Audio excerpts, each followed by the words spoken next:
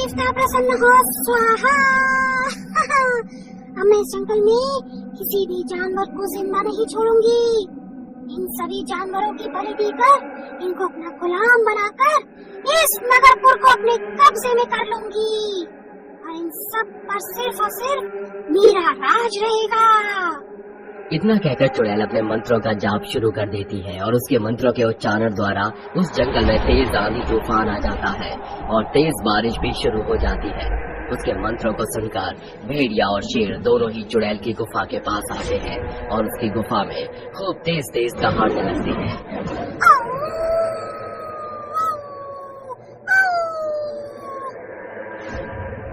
ये दोनों बहुत ही ज्यादा आवाज कर रहे हैं।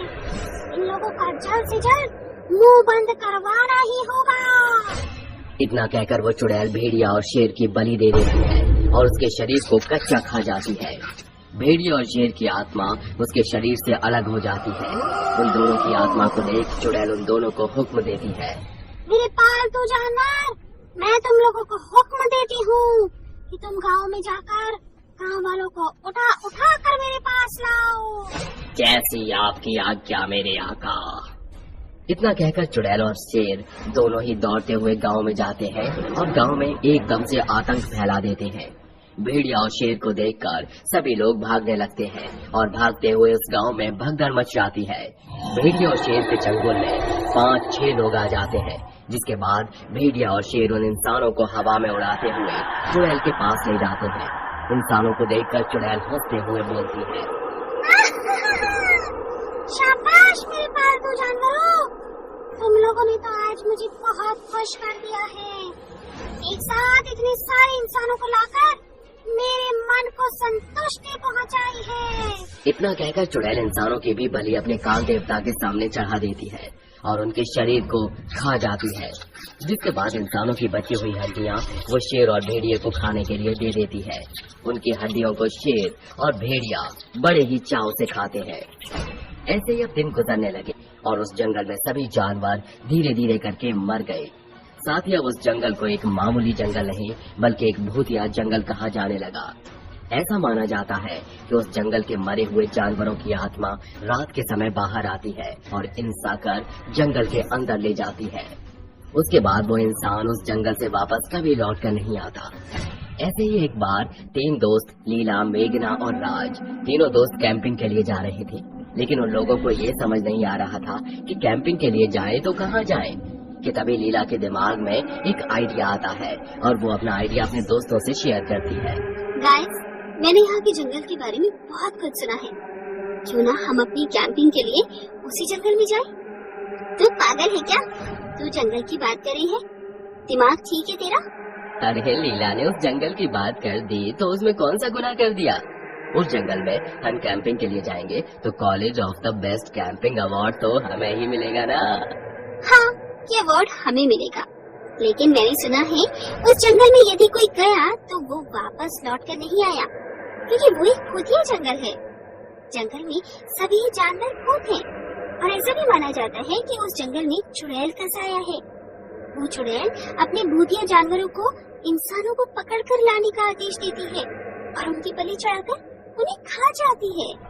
वाह, ये स्टोरी तो सच में काफी इंटरेस्टिंग लग रही है, इसलिए हमें एक बार उस जंगल में जाकर देखना ही होगा क्या ये स्टोरी सच है या सिर्फ और सिर्फ एक अफवाह है।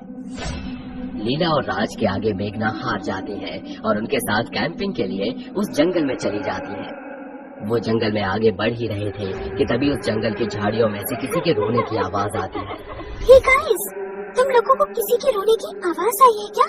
अरे यार, तुझे ना इस जंगल में भूत हैं इस बात का सदमा लग चुका है।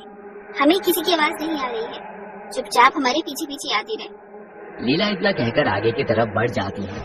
लीला के पीछे पीछे राज और मेघना भी बढ़ने लगते हैं। वो आगे बढ़ते रहते हैं कि तभी लीला के पीछे से एक तेज हवा का झोंका आता है और लीला के बाल उड़ जाते हैं। लीला जब पीछे मुड़ती है तब उसको ना तो राज दिखाई देता है और ना ही मेघना। राज, मेघना, तुम दोनों मुझे डराने की कोशिश मत करो, समझे तुम? मम्मा, मैं डरने वाली नहीं हूँ। लीला ये बोलती है कि तभी उसे किसी के चीखने की आवाज आती है। ये आवाज सुनकर लीला एक बार फिर से डर जाती है और डर के मारे भागने लगती है। वहीं दूसरी तरफ लीला की आवाज सुनकर राज और मेघना लीला को ढूंढने लगते हैं, लेकिन उन दोनों को लीला कहीं भी नहीं मिली। लीला भाग ही रही थी कि तभी उसके सामने कुछ जानवर आ जाते हैं और उसको हवा में उड़ाते हुए चुड़ैल की गुफा में ले जाते हैं। ये सब देख लीला बहुत ही ज्यादा डर जाती है और डरते हुए चीखने लगती है।